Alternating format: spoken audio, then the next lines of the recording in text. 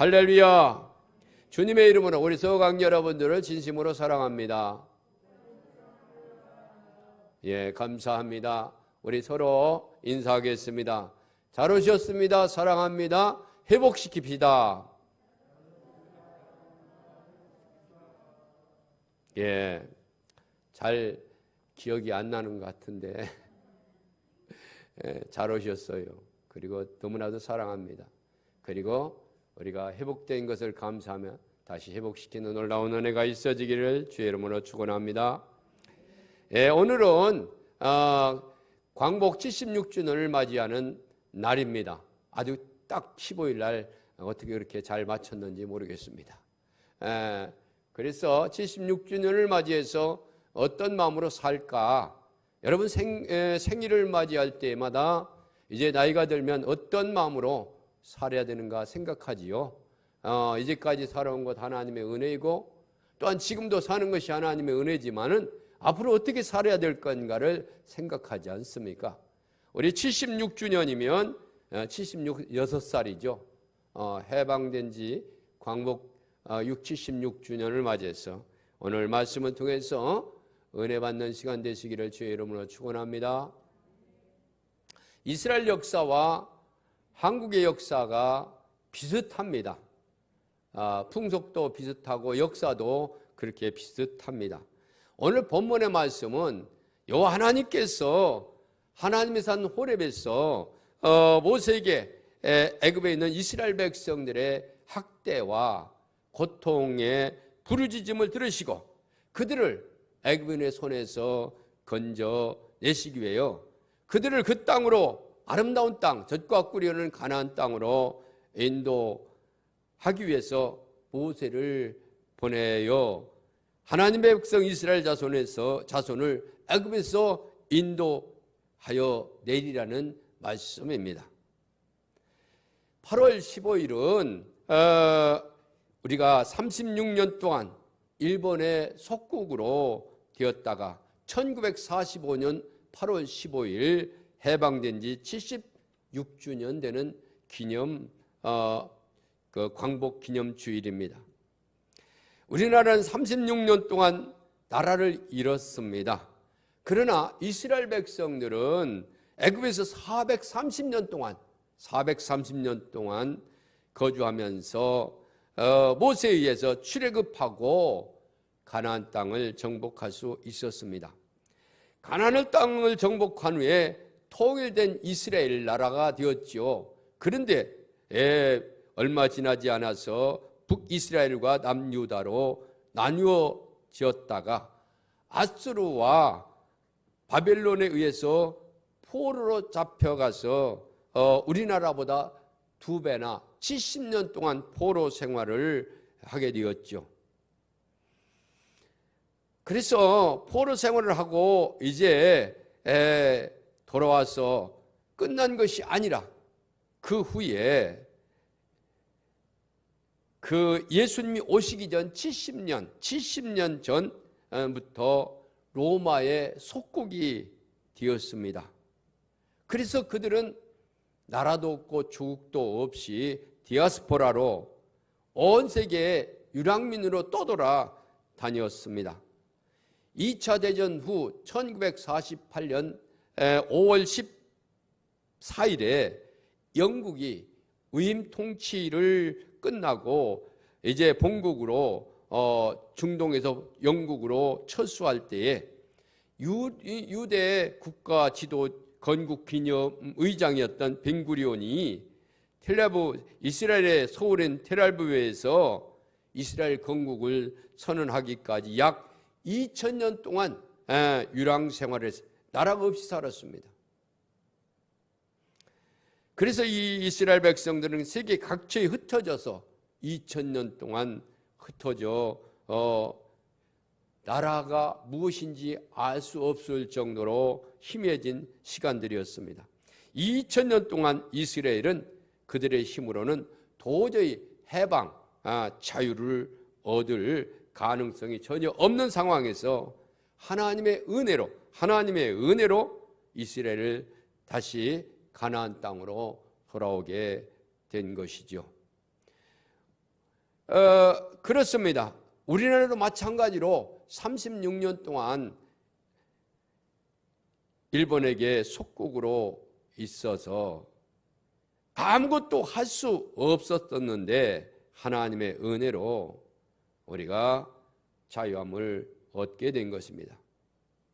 그렇습니다. 그것은 이스라엘 민족과 하나님의 은혜였죠. 우리나라는 일본과 그 가까운 이웃으로 살고 있었죠. 삼국시대뿐만 아니라 이도시대에도 일본은 남해안에 도둑질해서 애구라고 원숭이에 비유했던 시대가 있었고, 또 가야와 백제가 불교와 철기 문화를 전해주었던 그런 기록들도 있습니다. 그런데 임진왜란 때에 2차례나 우리나라를 침략했습니다. 그러나 우리가 잘 알다시피 이순신 잘 알다시피 싸움으로 물리쳐서 일본이 부끄러움을 당한 전쟁도 있습니다.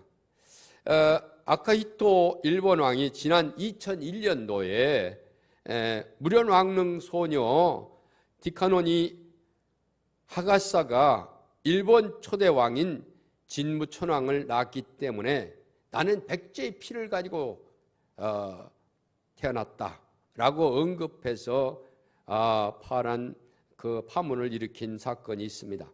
당연히 일본이 발칵 뒤집혔었죠. 왜냐하면 일왕은 일본 국민들로부터 국가를 상징하는 그런 그 경애를 받아온 존재로서 백제 혈통을 가지고 태어났다고 한국에 관심을 꾸준히 표하는 등 아주 독특한 행보를 보였죠. 일본 하면 가까운 이웃인데도 우리와 감정이 별로 좋지 않습니다. 왜 그렇습니까? 그들이 역사적으로 우리 민족을 괴롭혔기 때문입니다. 임진왜란 뿐만 아니라 일본에 36년 동안 우리나라를 강점하고 우리 민족을 괴롭힌 장본인 나라가 일본이기 때문에 그렇습니다. 사실 조금만 우리 역사를 알아보면 그들의 잘못뿐만 아닙니다. 우리나라의 책임자인 왕을 비롯해서 정치하는 이들이 잘못이 있음을 알 수가 있습니다. 임진왜란 때 일본이 그만큼 국가 위기를 경험했으면 정신을 차리고 국력을 키우고 국방을 튼튼히 해야 했음에도 불구하고 왕과 정치하는 대신들은 자신의 권력을 지키기 위해서 전쟁과 세국정책으로 이 나라를 힘들게 하고 힘을 잃고 세계 열강 앞에 무력할 수밖에 없었습니다. 끝내는 1910년 8월 29일 순종 왕은 대한제국 최대의 수치인 대한제국을 전부 일본의 통치권을 영구히 일본에게 넘겨주는 한일 합방이라는 양국의 조치를 내리게 함으로 말미암아 대한제국이 조선왕조 건국한 지 27대 519년 만에, 즉 대한제국이 탄생한 지 14년 만에 망하고 말았습니다. 그럼에도 오늘날의 우리 민족의 현실은 어떠합니까? 우리는 지금도 당쟁의 정신이 없고 정치 싸움의 정신이 없고 아직도 남북은 화해가 이루어지지 아니하고 남북이 서로 반목을 계속하고 있습니다. 우리나라를 둘러싸고 있는 미국과 중국 그리고 일본과 러시아 영향도 만만치 않죠. 그 당시와 별로 차이가 나지 않습니다. 그런데 우리는 일본을 미워하고 얕잡아 보면서도 그들을 이겨볼 생각은 하지 않고 있는 것 같습니다. 국가의 지도자는 지금 당장도 중요하지만 국가와 민족의 미래를 책임져야 하는 사람이죠. 그래도 우리나라는 하나님을 믿는 그리스도인들의 기도를 들으신 하나님께서 하나님의 은혜로 훌륭한 지도자들을 보내주심으로 세계에서 유례없는 최단 시간에 세계 경제의 대국이 될 수 있었습니다. 제가 어렸을 때에 보릿고개라는 것이 있었습니다. 이 보릿고개는 이 나라 민족의 슬픔과 가난을 상징하는 것이 되어 왔습니다. 한자로 맹령이라고 하는데 여름에 곡식인 보리, 아직 열물지 않은 상태에서 지난해 가을에 거둔 식량이 다 떨어져서 굶주릴 수밖에 없는 4월과 5월의 춘궁기를 표현하는 말이죠. 작년 가을에 추수 때 거둔 수확 중에 소장료 및 이제 그 빚 그리고 이자 각종 비용을 제하고 이제 나머지 식량으로 초여름까지 버텨야 되는데, 볼이 날 때까지 버텨야 되는데 그 양식으로는 버틸 수가 없는 거죠. 그래서 이때에 뭘 했습니까? 풀뿌리를 캐먹고 나무 껍질을 벗겨서 먹는 그런 일들이 얼마나, 그래서 춘궁기라고 했습니다. 그리고 비단이면 걸시겠죠. 그래서 굶어 죽는 사람도 있고 떠들어대는 거지들도 얼마나 많은지 몰랐습니다. 그래서 이때 농민들은 춘국민 또는 춘공민이라고 했습니다.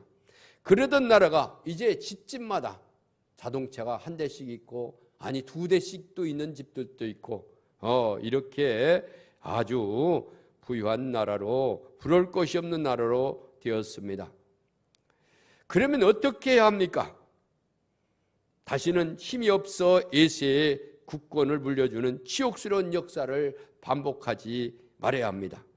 그러기 위해서는 국가와 국민을 책임지는 국가 지도자들과 교회 지도자들은 정신을 차려야 할 텐데 그렇지 못하다는데 심각성이 있다는 겁니다. 국가 지도는 국가 지도자 나름대로, 온 국민 나름대로 누구도 우리의 당면한 문제를 해결하기보다는 일본 놈 나쁜 놈이다, 그런 핑계만 대고 있습니다. 왜 일본 사람이 나쁜 사람입니까? 힘이 없는 나라를 정복했기 때문에 나쁩니까? 우리나라도 힘 있다면은 일본 사람 같지 않겠습니까? 우리나라 사람은 그렇게 좋은 사람들만 있는 것이 아닙니다. 사기치고 거짓말하고 착한 사람들 못 살게 구는 것 아닙니까? 누구의 책임입니까? 일본의 책임입니까? 아닙니다. 우리의 책임입니다. 정치를 잘못한 책임, 국방을 튼튼하게 하지 못한 책임, 국가를 지킬 힘이 없었던 우리들의 책임입니다. 저는 군산에서 9년 동안 목회를 하면서 일제 강점기 때에 일본이 우리의 자원을 수탈하고 경제권을 착취하기 위해서 설립된 그 회사가 있는데 동양척식 주식회사였습니다. 그래서 그 동양척식 주식회사 큰 건물을 이제 수리해가지고 근대 역사 기념관으로 만들어 놨습니다. 그래서 저는 항상 노년 여름 성경학교를 합니다. 노년 여름 성경학교를 하고 나서 하루는 그 역사에 대해서 이렇게 돌아봅니다. 그런데 그 근대 역사 박물관으로 지은 그것을 항상 가서 해마다 봅니다. 그런데 거기 보면 100년 전에 사진 찍은 것과 또 현대 사진 찍은 것을 이렇게 전시해 놓았습니다. 그런데 그때 당시와 지금 돌이켜보면 얼마나 후퇴하고 또 너무 놀랍니다. 우리가 일본만 탓하고 당쟁을 일삼고 극과 힘을 키우지 않고 좌우사상과 전쟁으로 시간을 보낸다면, 싸움으로 시간을 보낸다면 우리는 다시 돌이킬 수 없는 100년 전에 다시 후진국으로 후퇴할 수밖에 없게 되는 겁니다. 그렇게 되지 않기 위해서는 우리 모두가 정신을 차리고 국가를 바로 설 수 있도록 온 힘을 다해야 됩니다. 역사학자 김기용 교수는 자기의 저서 역사와 신앙에서 그런 말을 합니다. 우리 한국교회의 모습을 이렇게 말하고 있습니다. 우리나라 그리스도인의 숫자가 인구 전체 25%, 4명 중에 1명이 신자라고 합니다. 이 정도의 숫자라고 한다면 정치, 경제, 사회 모든 분야에 걸쳐서 상당한 수준의 변화를 가져왔을 것이라고 합니다. 그런데 지금 우리나라는 90%의 그리스도의 국가가 된다 할지라도 지금보다 더 나은 정치, 경제, 사회의 문화를 기대할 수 있을런지 의심스럽다는 거죠. 로마는 당시 그리스도인들 숫자가 7%, 약 5%밖에 되지 않음에서도 불구하고 세상을 변화시키는 놀라운 일들을 감행하지 않았습니까? 그러면 우리나라 기독교인들의 문제는 무엇입니까? 겉모습으로는 그리스도인인데 생각은 비그리스도인 같다는 겁니다. 김기용 교수가, 김기용 교수는 그렇게 책에서 말합니다. 겉모습은 그리스도인인데 속은 비그리스도인이 되었다는 거죠. 하나님의 도움으로 산다고 하지만 매 순간 삶은 하나님을 믿는 것은 하나도 없고 하나님을 이용해서 자기 욕심을 채운다는 겁니다. 마치 동화책에 나온 거지 왕자와 거지 모습이라는 거죠.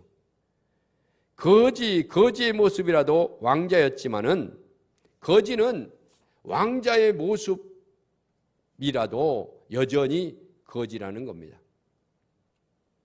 이 두 사람의 다른 점은 애모가 아니라 자기의 정체성에 대한 이야기입니다. 거지가 왕자의 옷을 입었어도 여전히 거지 행동을 하는 것은 거지 사고 때문에 그런 거죠.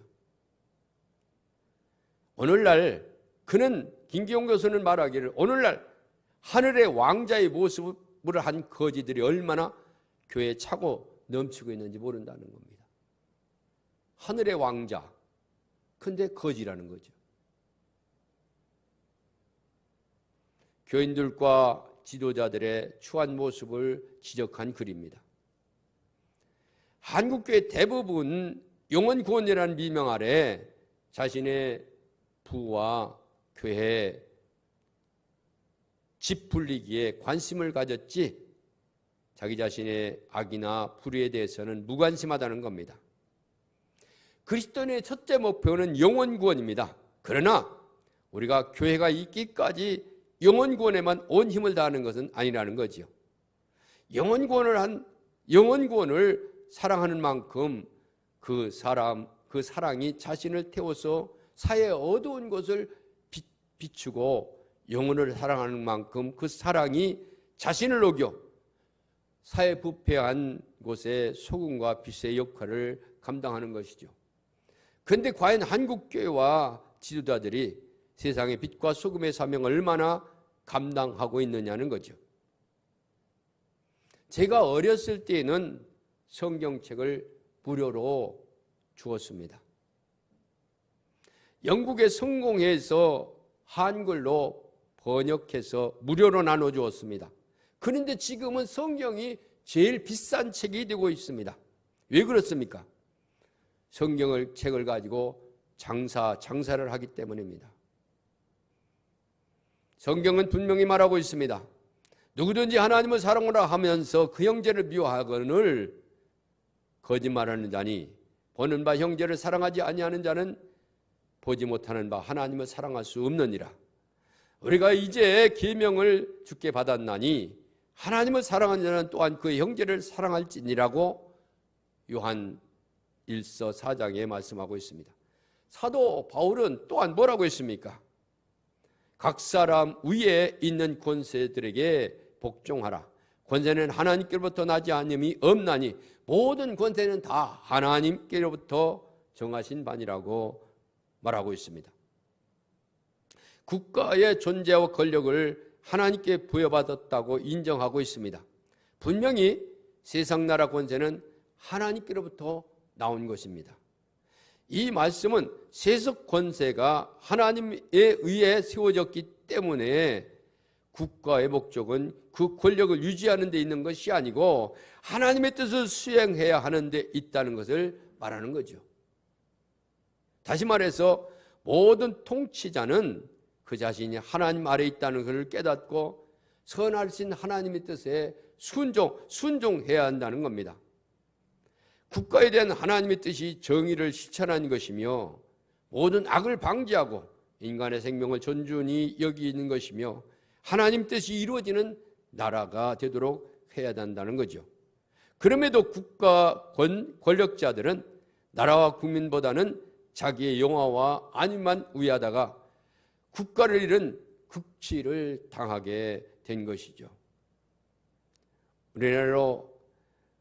우리나라도 한일 합방전으로 온 국민이 나라를 잃은 절망에 휩싸였을 때 하나님께서 이 땅에 선교사들을 보내주시고 이 백성들에게 복음을 전하게 하시고 복음을 들은 백성들이 국가가 얼마나 소중한지를 알게 되었습니다. 그래서 어떻게 하면 이 나라를 찾을 수 있는지를 깨닫았는데 그것이 바로 오늘 본문에 있는 말씀입니다. 이스라엘 백성들이 애굽에서 400년 동안 노예자로 지내다가 하나님께서 모세를 통해서 출애굽하게 되었고 가나안 땅에 들어가게 되었던 것을 우리 한국 교회 성도들은 성경을 통해 미리 알게 되었다 그 말입니다. 성경을 통해 알게 되었다 그 말입니다. 그런데 하나님 믿지 않은 사람은 이런 걸 알지 못하죠. 하나님만이 우리나라를 되찾을 수 있다고 굳게 믿었고 교회와 성도들은 합심하여 하나님 앞에 이 해방을 위해서 기도드렸던 것이 우리가 해방을 얻은 원인이다 그런 얘기입니다. 당시 꿈을 잃어버린 사람들이 나라를 잃은 슬픔을 말하고 위로를 받는 것은 오직 교회뿐이 없었습니다. 교회는 하나님 앞에 나라 잃은 분들을 하나님께 기도로 아뢰 수 있는 유일한 장소였고 출애굽 말씀을 통해서 우리도 하나님께 함께 하시면 나라를 되찾을 수 있다는 소망을 갖게 된 것이죠. 해방은 하나님께서 우리 민족이 고통에서 부르짖는 기도를 예면하지 아니하시고 응답하신 하나님의 은혜인 줄 믿습니다. 할렐루야. 그렇습니다. 우리의 고통, 우리 민족이 고통을 당하는 것을 우리가 깨닫고 회개하면서 하나님 앞에 부르짖으셨을 때 하나님께서 우리의 기도를 응답해 주셔서 우리에게 하나님의 은혜를 베풀어 주셔서 해방을 주셨죠. 해방 76주년을 맞는 광복 76주년을 맞는 우리 그리스도인들은 어떤 마음으로 살아야 될까? 세 가지 말씀을 드립니다. 첫째로 이런 수치를 당하지 않도록 마음에 새겨야 됩니다. 다 같이 수치 당하지 않도록 마음에 새기자. 그렇습니다. 수치가 뭡니까? 극치가 뭡니까? 수치나 극치나 똑같은 얘기죠. 여러분, 일본은 신사참배를 강화하고 정치적으로, 종교적으로, 정신적으로, 종교적으로 지배하였습니다. 우리 민족의 글과 말을 하지 못하게 하고 일본의 말과 글을 써야 했습니다. 젊은 청년들은 청바지로 전쟁터에 동원되었고 젊은 여자들은 정신대로 끌려갔고 중년들은 광산과 공장, 노무라도 끌려갔습니다. 나라를 잃으면 이런 노예로 살아온다는 것을 잊지 말고 마음에 새겨야 됩니다. 그래야 다시는 이런 어리석은 일을 반복하지 않게 되는 거죠.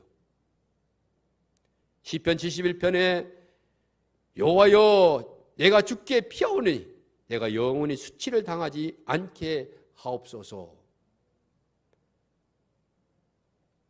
내가 여호와께 피하오니 내가 영원히 수치를 당하지 않게 하옵소서. 할렐루야.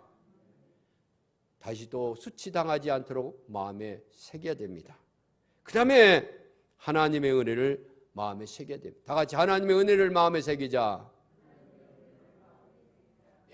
하나님의 은혜가 없었다면 우리에게 해방은 있을 수 없는 일입니다. 그뿐만 아니라 1950년 6월 25일 일어난 한국전쟁에서 북한은 남한을 침략해서 수많은 인명을 살상하고 국토를 잿더미로 만들었습니다. 그러면서도 그들은 한 번도 사과한 적이 없습니다. 하나님께서 유엔을 통해서 우리나라의 공산화를 막아주시고 민주주의로 이렇게 잘 사는 나라로 만들어주신 은혜를 마음에 새기고 잊지 말아야 될 줄 믿습니다. 에레미야 29장에 보면 너희가 온 마음으로 나를 구하고 찾으면 찾을 것이요 만나리라고 했습니다. 할렐루야.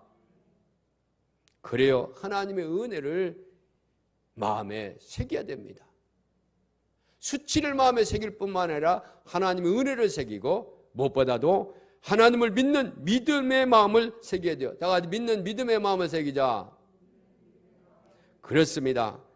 우리나라는 해방 이후 선진국으로부터 원조를 받는 나라였었습니다. 그러나 2010년도부터 OECD 경제협력개발기구 회원국으로 이제는 원조를 주는 나라가 원조하는 나라가 되었습니다. 그리고 올해에 선진국으로 인정받게 되었습니다. 특히 남북한이 적대 관계를 버리고 세계 속에서 서로 평화로운 나라가 될 수 있도록 세계 평화에 기여하는 나라가 되기를 소망하면 언제나 평화로운 나라가 될 줄 믿습니다. 할렐루야. 그러므로 현재 어려움에 좌절하지 말고 하나님께서 더 큰 은혜를 베풀어 주실 걸 믿음으로 자유와 평화로운 나라가 될 수 있도록 기도하면 하나님께서 우리의 기도를 들어주시고 8.15 같은 통일의 간격도 주실 줄 믿습니다. 할렐루야. 너는 내게 부르짖으자. 내게 응답하였고 네가 알지 못하는 크고 은밀한 일을 내게 보이리라고 하셨습니다. 우리가 하나님의 은혜를 받았다면 또한 세상의 빛과 소금으로 세상의 모든 억눌린 민족과 이웃에게 예수 그리스도를 전하고 하나님의 영광을 드러내는 우리가 되어야 됩니다. 우리가 힘써 복음을 증거하고 전할 때 하나님께서 아브라함에게 약속하신 말씀, 내가 반드시 너에게 복주고 복주며 번성하고 번성하게 하리라는 약속이 우리에게 통해서 이루어질 줄 믿습니다. 할렐루야. 지금 우리 중에 광야를 지나는 것 같이 어려움을 당하는 사람도 있습니다. 또한 코로나로 질병으로 고난을 당하는 자도 있습니다. 우리 지금 고난을 견디고 이겨나면 분명히 현재의 고난 장차 우리에게 나타날 영광과 좋게 비교할 수 없는 복이 예비되어 있는 줄 믿습니다. 할렐루야. 그렇습니다. 이스라엘 백성이 애굽에서 나온 것은 온전히 하나님의 능력으로 이루어진 겁니다. 하나님이 애굽에서 고통당하는 이스라엘 백성들의 부르짖음을 들으시고 분명히 그들을 애굽에서 나오게 하셨다고 오늘 본문의 10절에 7절에 말씀하고 있습니다. 이 언약의 말씀은 우리 민족에게도 허락하심으로 말미암아 8.15 같은 우리 민족이 하나님께 부르짖음으로 기도할 때 하나님께서 우리 민족의 고통을 들으시고 응답하신 은혜인 줄 믿습니다. 할렐루야. 하나님은 우리 구원하시기 위해 이미 창세전에 선택하시고 뽑아주시고 또한 우리를 이 땅에 나게 하시고 우리를 복음 안에서 그리스도의 사람으로 불러주신 줄 믿습니다. 할렐루야. 우리를 부르시고 택하신 믿음을 주신 분도 요 하나님이십니다. 하나님이 자녀 삼으신 우리 하나님께서 우리를 통해 놀라운 일을 기억하고 계신 분이시라는 것을 우리가 믿고 이제 더 이상 남 탓만 하지 말고 우리 자신을 돌아보면서 진리 안에서 바로 서서 진리 되신 예수 그리스도를 믿는 믿음으로 세상을 바로 세우며 살아나가야 될 줄 믿습니다. 할렐루야. 우리는 예수 그리스도를 믿는 믿음의 사람으로서 거룩한 하나님의 백성입니다. 그러므로 우리는 예수 그리스도를 믿는 믿음 속에서 속죄함을 받은 사람으로서 이제 진리 안에서 참된 자유와 평화를 누리면서 예수 그리스도의 빛된 소망의 삶을 살 뿐만 아니라 밝은 빛을 비춰야 되겠죠. 그렇습니다. 결론적으로 말씀을 드리면 이제 광복 76주년을 맞이해서 우리는 어떤 마음으로 살아야 되는가? 첫째, 수치를 다시도 당치 않겠다는 마음을 새겨야 됩니다. 그리고 무엇보다도 이 모든 것을 주신 하나님의 은혜를 마음에 새기고 또한 앞으로 8.15 같은 그런 이제 통일도 주실 것을 믿는 하나님을 믿는 믿음의 마음을 우리가 가져야 되겠죠. 그렇습니다. 우리는 그리스도인으로서 이런 세 가지 마음을 갖고 앞으로를 준비하며 사는 복되고 아름다운 성도들이 되시기를 주의 이름으로 축원합니다.